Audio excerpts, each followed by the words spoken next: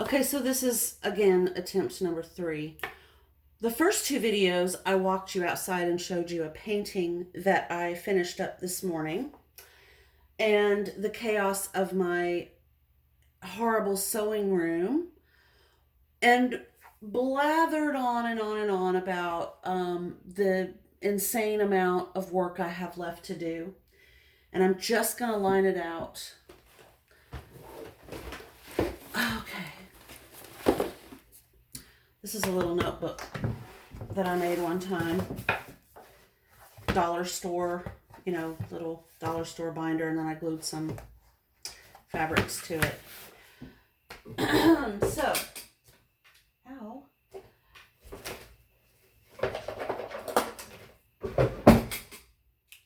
Basically, what I have to do is build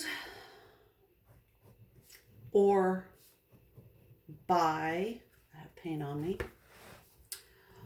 or a combo, which is what I'm kind of thinking I'm going to have to do.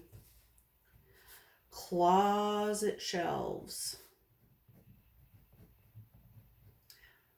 with drawers.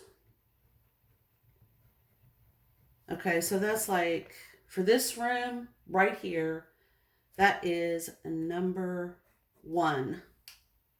It is so bad in here. Number 2 on my list. I don't even know where to begin. I guess I'm going to need to sell some sewing machines.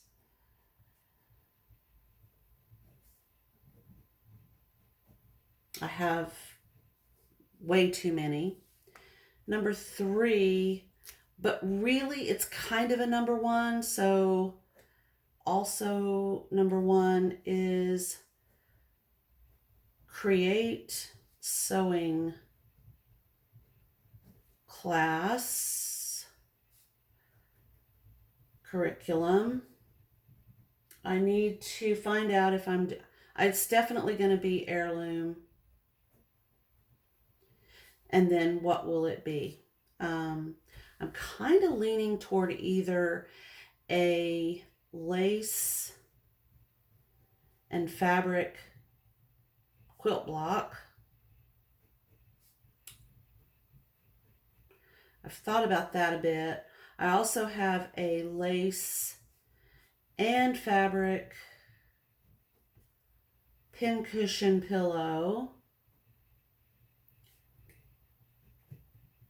Or we could just really go all in and do a baby day gown. So those are the top 3.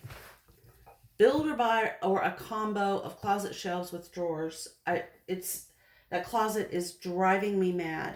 Number 2, I've got to sell some of these sewing machines. I have too many. It's almost like they're breeding, and I wake up and I have more than I realize.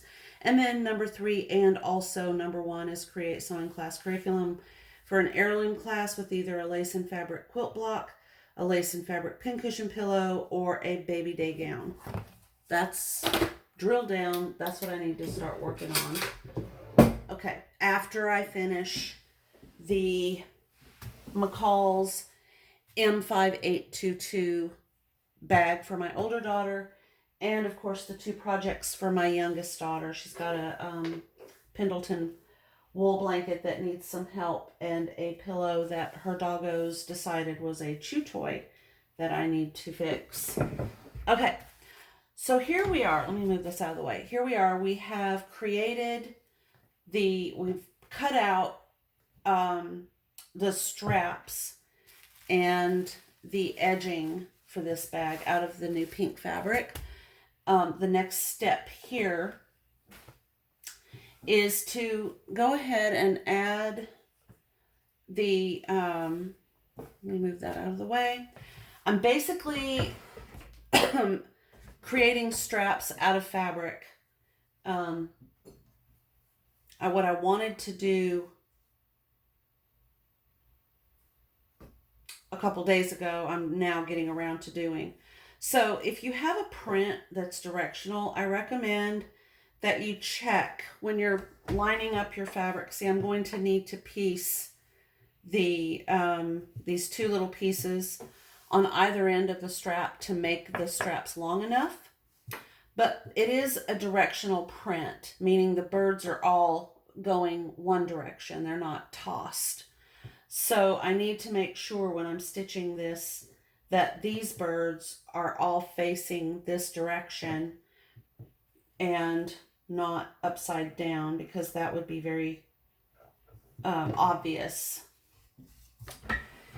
Okay, and I gave myself extra fabric when I cut the little extra pieces out, so I don't have to stick to a 1/4 inch seam allowance. I can give myself a little bit extra here. I'm going to put my machine in the needle down position, meaning that it will stop when I stop sewing. It will stop with the needle in the fabric. Now, I'm not going to go completely off this piece of fabric because I'm going to have to do this over and over and over again. So I'm just going to bring this piece of fabric up. I need to make sure. Okay, now see, these birds are in opposition of each other. This bird is facing this way and this bird is facing this way. So I need to, first of all, make sure that my strap is straight, not twisted, and then bring it around and then line this up. Double check to make sure that my birds are in the same facing. Their heads are all at the top instead of on the lower end, or to the left and not to the right. And now I can just add this piece of fabric, continue on, and I can keep doing that. I call that, it's not my term, but I adopted it, clothesline stitching. Some people, I think, call it chain stitching. Okay, that one needs to be flipped around. Okay, no, it doesn't. This needs to go this way. So the other thing is, if the colors of the birds that you're working with aren't working together, then just choose a separate piece like these two. I don't particularly care for that. So I'm going to snag a different little end piece to put on here. And that's obviously personal choice. Okay, these birds are going that way. So now I'm just going to lift up my presser foot. My needle stays in the last two pieces of fabric. And I continue on. And then make sure this isn't twisted. Just set it on the sewing machine arm. Or actually, that's the bed. It's a removable piece that some sewing machines come with. Or you can purchase, I don't know why this is getting harder and harder for me to see. I guess I've got my mind on other things. Okay, the twigs need to be this way. Anyway, you can sometimes find sort of a universal if your machine did not come with a bed. And sometimes a sewing machine bed is a requirement in the event that you are in the event that you are stitching a large piece of fabric or something like a plaid maybe, and you really need the stability that this can offer. It can be very important in the creation that you're working on. Yep, okay. I will be trimming these little seams because I don't want them to interfere with the strap.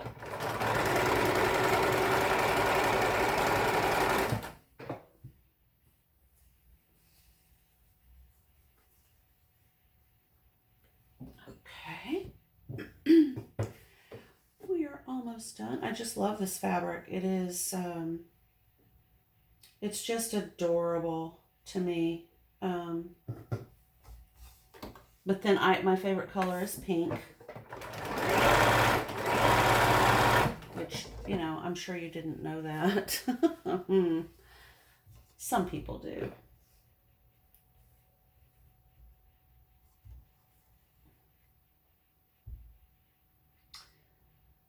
Okay.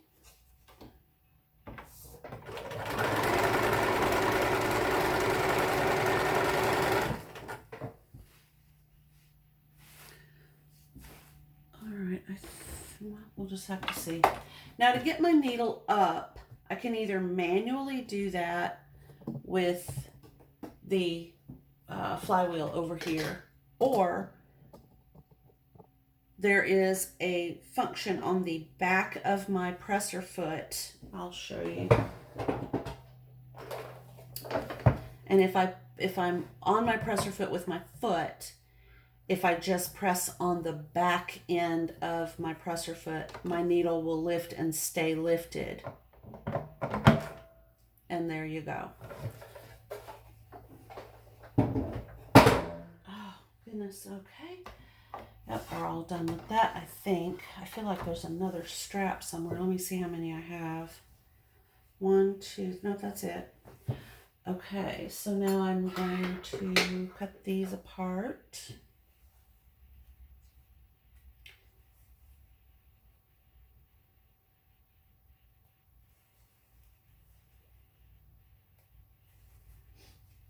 Okay, oh, almost. So there's one. And this is just where I was jumping across, coming this way. There will be 1 to 2 stitches like that holds it together.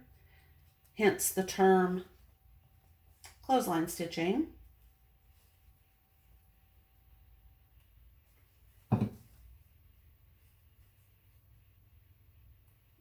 Okay. All right, so we have 1, 2, 3, 4 as required by our pattern. If you recall in the pattern instructions, we are supposed to have 4 of these pieces of fabric. Now, my pieces of this are different only in that I needed to add length because I didn't have a full length of fabric when I cut this out. So now I will carry on pretending like this is just one piece of fabric. I will do what it tells me in the pattern to do with each of these straps, and we will end up with this right here, this piece right here. So that will be our next step. I wish I could finish that today. I might come back and do a separate part, but I'll just go ahead and show you what I'm dealing with. So maybe you'll understand my list. So this is the sewing room currently. There's my ironing board. There's the awful closet. There's part of the sewing machine problem that I have. So as you can see, I have my work cut out for me. Moving. Well, there's my little Joybird sofa. So yeah, moving is difficult and stressful, but it's especially so when you downsize. My sewing room at the house we left not only had a closet devoted strictly to the storage of my sewing supplies and notions and patterns and books and sewing machines, but it also had a large cabinet that I was able to use. and of course my trusty old sewing desk. Um, but I wasn't required to store everything in my sewing room. I had a few things sprinkled throughout the house. That it was the house of closets. There just were so many closets in that house. So anyway, as I get organized and situated, um, as you can see, I'm trying to utilize some plastic containers. That's that's absolutely mandatory. I don't think I could do it otherwise. But if I can get back into the sewing room today after doing a few other chores, then we will pick up where we left off with the straps and try to get that rolling. But anyway, like and subscribe if you wish. I hope you have a very happy day. And if you have any suggestions on how to organize a sewing room, I'm absolutely delighted to hear from you. So drop me a comment. You can go to Laurie's Heirloom Sewing Facebook page. Also, I am on Instagram, Laurie Campbell Eggleston. I would love to hear from you. Thank you so much for watching, and I will try to get back to this afternoon.